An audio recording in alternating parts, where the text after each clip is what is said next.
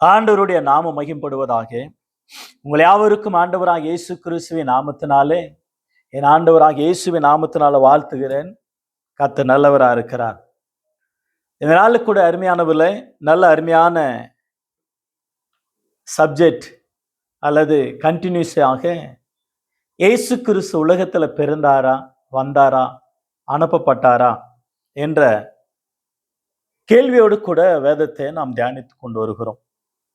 இயேசு கிறிஸ்தானவர் உலகத்துல பிறந்தாரா, வந்தாரா? 8வது பாகமாக, பாகம் 8 பார்ட் 8 அற்புதமாக இந்த காலகட்டத்தில் 2025ஆம் ஆண்டு கிறிஸ்துமஸ் நாட்கள் டிசம்பர், நாம் இயேசு கிறிஸ்துனுடைய பிறப்பு குறித்து அந்த சிறப்பின் செய்தியை நாம் தியானித்து கொண்டு வருகிறோம். இயேசு எதற்காக இந்த உலகத்திற்கு வந்தார், எதற்காக இந்த உலகத்துல பிறந்தார், எதற்காக இந்த உலகத்தில் அனுப்பப்பட்டார், எதற்காக அவர் இந்த உலகத்துல வர வேண்டும் என்பதான கேள்விகள் பைபிள் நமக்கு பதில் சொல்லுகிறத பார்க்கிறோம். உலகத்தார் பலவிதமாக பேசலாம், பலவிதமாக யோசிக்கலாம், பலவிதமாக எதிர்க்கலாம், பலவிதமாக அவர்களுடைய கேள்விகள் காணப்படலாம். ஆனா Bible, it is answer to answer. Bible தான் ஆன்சர். பைபிள் தான் சொல்லும். 800 கோடி மக்கள் கேள்விகளுக்கும் பதில் பைபிள். Only one Bible. இயேசு உலகத்துல பிறந்தாரா, வந்தாரா, அனுப்பப்பட்டாரா? இந்த மூன்றும் உண்மையான வார்த்தைகள். இவைகளை நாம் தியானித்துக் கொண்டு வருகிறோம். இது 8வது பாகம். என்னோடு கூட பைபிளை திருப்பிக் கொள்ளுங்கள். மத்தேயு 4ஆம் அதிகாரம், மத்தேயு எழுதின சுவிசேஷம், மேத்யூ சாப்டர் 4 verse 15, 16, 17. மத்தேயு 4ஆம் அதிகாரம் 15, 16, 17 ஆகிய வசனங்களை வாசிக்கிறேன். இருள் இருக்கும் ஜனங்கள் பெரிய வெளிச்சத்தை கண்டார்கள். மரண இருளின் திசைகள் இருக்கிறவர்களுக்கு வெளிச்சம் உதித்தது என்று ஏசாயா தீர்க்கதரிசியினால் உரைக்கப்பட்டது நிறைவேறும்படி இப்படி நடந்தது. என்ன அருமையான ஒரு வார்த்தை! பழைய ஏற்பாட்டு காலத்துக்கும் புதிய ஏற்பாட்டு காலத்துக்கும் ஏறத்தாழ 400 ஆண்டுகள் இரண்ட காலம் என்று சொல்லுவார்கள். இந்த இரண்ட காலங்கள் நிறைவேறின பிற்பாடு, 400 வருடங்களுக்கு பிற்பாடு, ஆண்டவராக இயேசு கிறிஸ்தானவர் இந்த உலகத்துல தாவீதின் மாம்சத்தின்படி தாவீதின் வம்சத்துல பிறந்தவர், ஆவியின்படி தேவனுடைய சுதன் என்று எண்ணப்பட்டவர், பிதாவாகி தேவனாலே தன்னுடைய சொந்த ஒரே பேரான குமாரனை பரலோகத்திலிருந்து பூமியில் அனுப்பப்பட்டவருமாகிய இயேசு கிறிஸ்து இந்த உலகத்தில் உதித்த பொழுது இருள் இருக்கிற ஜனங்களுக்கு வெளிச்சம் உதித்தது. இரண்ட காலத்துக்கு பிற்பாடு, 400 ஆண்டுகளுக்கு பிற்பாடு இரண்ட காலம் முடிவடைந்ததை பார்க்கிறோம். எனக்கு அருமையானவர்களே, இருள் இருக்கிற ஜனங்களுக்கு பெரிய வெளிச்சத்தை கண்டார்கள். மரண இருள், பாவ இருள், அக்கிரம இருள், சாப இருள், அந்தகார இருள், சாத்தானுடைய இருள், பலவிதமான பாவ இருள்களில் இருக்கிற நம்மை விடுதலாக்கும்படியாக, உன்னை விடுதலாக்கும்படியாக இயேசு வெளிச்சமாக்கி உதித்தார் இந்த உலகத்திலே என்பதை மறந்துவிடக் கூடாது. எனவே அந்த இருள் இருக்கிற மரண இருள்ல வெளிச்சம் இயேசு. அந்த வெளிச்சமாக்கி இயேசு இந்த உலகத்துல உதித்தார். சூரியன் ஒரு வெளிச்சம், சந்திரன் ஒரு வெளிச்சம், நட்சத்திரங்கள் ஒரு வெளிச்சம். இந்த உலகத்துல இருக்கிற அத்தனை பேருக்கும் இந்த மின்சாரம் ஒரு வெளிச்சம். பலவிதமான வெளிச்சங்களை பார்க்கிறோம். இவைகளெல்லாம் உண்டாக்கினவர் இயேசு கிறிஸ்து. இவைகளெல்லாம் உண்டாக்கினவர் பிதாவாகிய தேவன். இவைகளுக்கெல்லாம் காரண கர்த்தாவா இருக்கிற இயேசு கிறிஸ்து. இந்த வெளிச்சத்தை உண்டாக்கினவர் பரிசுத்த ஆவியானவர். மூவரமாக ஒன்றாக இணைந்து உருவாக்கப்பட்ட உலகத்தினுடைய அத்தனையும் இயற்கைக்கு அப்பாற்பட்ட நம்முடைய ஆண்டவர் வெளிச்சமானவர். ஆதியில ஆண்டவராய் தேவன் வெளிச்சம் உண்டாக கடவது என்று உண்டாயிற்று என்று பார்க்கிறோம். 4வது நாள் அற்புதமாக சந்திரனை, சூரியனை, நட்சத்திரங்களை ஆண்டவர் கால குறிப்புக்காக, வருடங்களுக்காக, நாட்களுக்காக அவைகள் உண்டாக்கினார். சங்கீதத்தில் வாசிக்கிறோம், 104 சங்கீதம் 19 கால குறிப்புக்காக சந்திரனை உருவாக்கினதை பார்க்கிறோம். இந்த மலாக்கி புஸ்தகம் 4 அதிகாரம்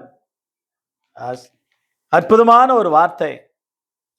4 அதிகாரம் வசனம் 2 வசனம். ஆனால் என் நாமத்துக்கு பயந்திருக்கிற உங்கள் மேல் நீதின் சூரியன் உதிக்கும், அதன் சட்டைகளின் கீழ் ஆரோக்கியம் இருக்கும், நீங்கள் புறப்பட்டு கொளுத்த கன்றுகளை போல வளருவீர்கள். நீதின் சூரியன் ஆகிய இயேசு கிறிஸ்து.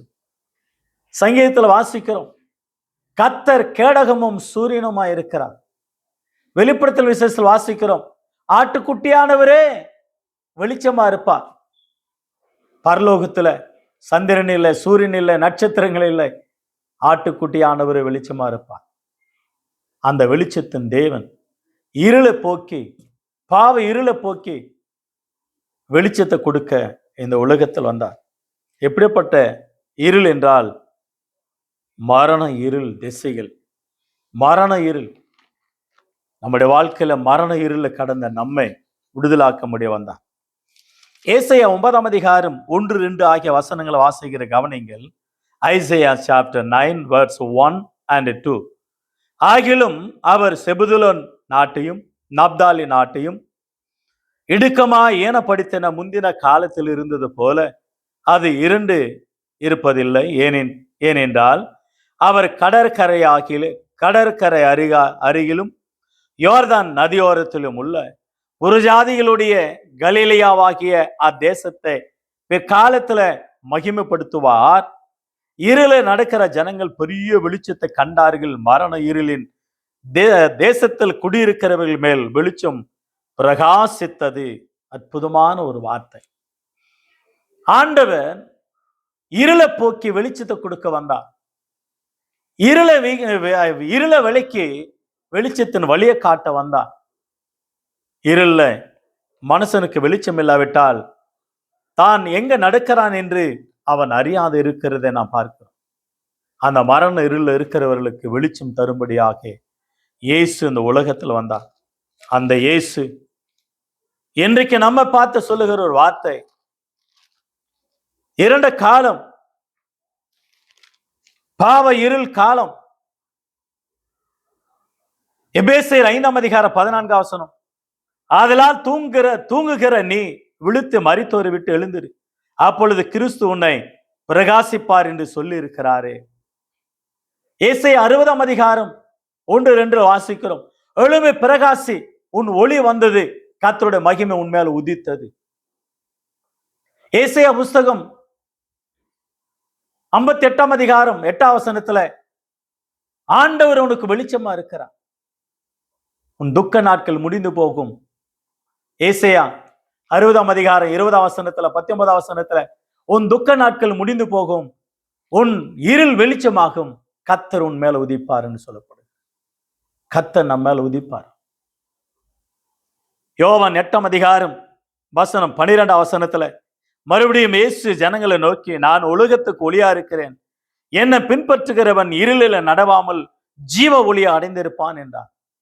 எப்படி சூரியனிலிருந்து சந்திரன்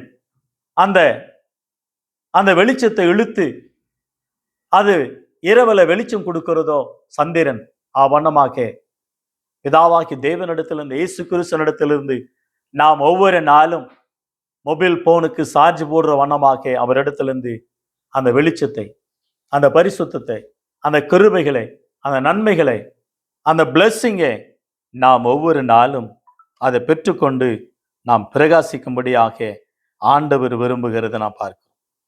ஆகவே எனக்கு அருமையான கர்த்தருடைய நம்முடைய வாழ்க்கையில ஆண்டவர் வெளிச்சமா இருக்கிறார்.